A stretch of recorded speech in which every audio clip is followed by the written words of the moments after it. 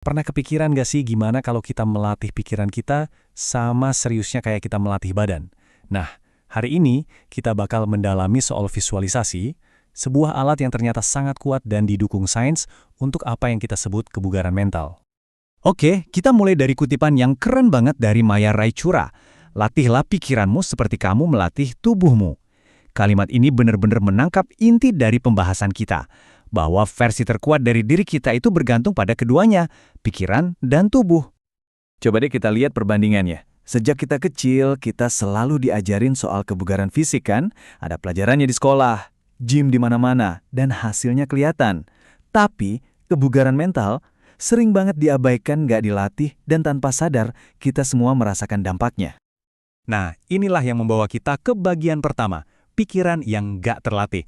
Penting banget nih buat kita bedain antara kesehatan mental dan kebugaran mental.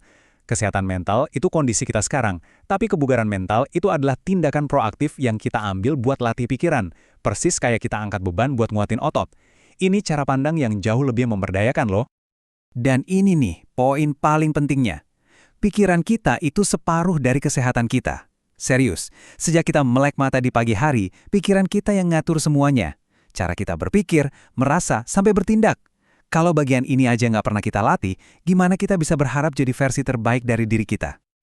Oke, sekarang biar lebih kebayang, kita lihat gimana konsep ini muncul dari sebuah kisah nyata yang luar biasa. Ini adalah kisah penulisnya sendiri, Maya Raichura, seorang remaja super berprestasi yang dunianya tiba-tiba hancur berantakan.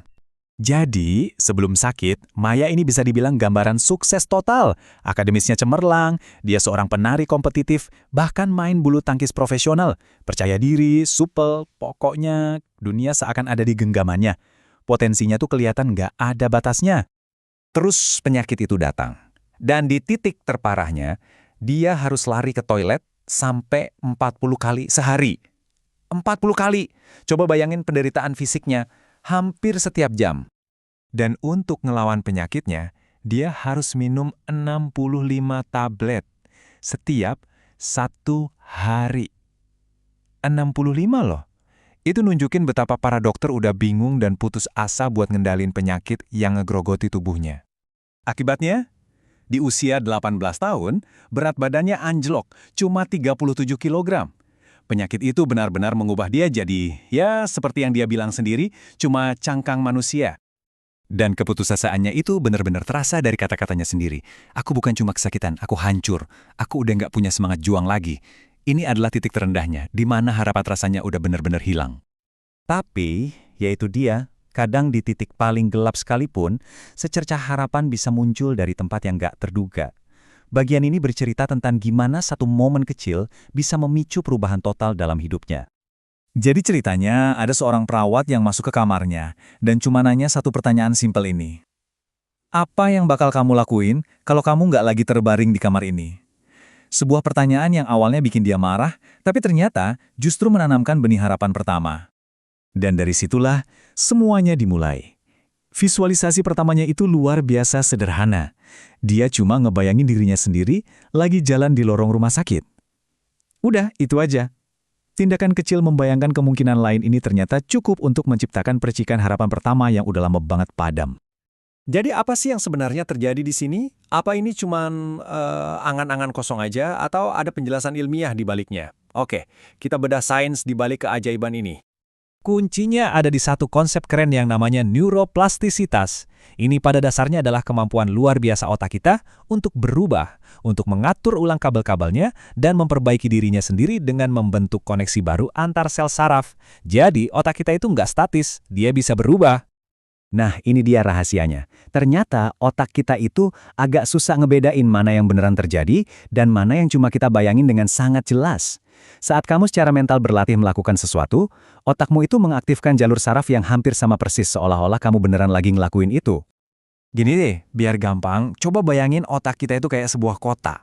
Pikiran kita itu mobil-mobil yang seliweran di kota itu. Terus keyakinan kita itu jalanannya. Pengalaman kita itu gedung-gedung yang ngebentuk kotanya. Dan emosi itu cuacanya. Nah, jalan yang paling sering kamu lewatin, entah itu jalan yang bagus atau jalan yang jelek, lama-lama bakal jadi jalan tol. Itulah kebiasaanmu. Artinya apa? Visualisasi itu ibaratnya kayak angkat beban buat otak. Dengan visualisasi, kita bisa secara sadar menghancurkan jalan tol lama yang negatif dan mulai membangun jalan tol baru yang positif. Kita bisa jadi arsitek dari kota di dalam pikiran kita sendiri. Oke, teorinya udah dapat. Sekarang kita masuk ke bagian yang paling praktis. Dari pengalamannya, Maya merumuskan penemuannya jadi 5 alat visualisasi yang bisa kita semua pakai buat mulai melatih kebugaran mental kita sendiri. Mulai hari ini juga. Ini dia kelima tekniknya. Pertama, visualisasi hasil. Ini buat ngebayangin kamu udah berhasil mencapai tujuanmu. Kedua, visualisasi proses. Ini fokus ke langkah-langkahnya. Ketiga, kreatif. Ini buat bantu ngelola emosi atau rasa sakit. Keempat, yang ini menarik, visualisasi negatif. Ini buat nyiapin diri dari skenario terburuk biar kita lebih tangguh. Dan terakhir, eksploratif, buat memancing ide-ide baru. Masing-masing punya fungsi unik buat situasi yang beda-beda. Jadi, apa nih kesimpulan dari semua ini? Intinya gini, visualisasi itu bukan sihir, tapi sebuah skill mental yang bisa dilatih. Skill ini memanfaatkan kemampuan alami otak kita buat berubah. Dan dengan latihan yang konsisten, kita beneran bisa melatih pikiran kita, sama persis kayak kita melatih badan kita. Nah, ini yang membawa kita ke pertanyaan terakhir buat kita semua. Imajinasi itu ternyata adalah alat kita yang paling kuat. Kekuatan inilah yang menyelamatkan hidup Maya, dan kekuatan yang sama juga bisa membentuk ulang realitas kita. Jadi, pertanyaannya sekarang bukan lagi, bisa nggak ya? Tapi, gimana cara kamu bakal pakai kekuatan ini?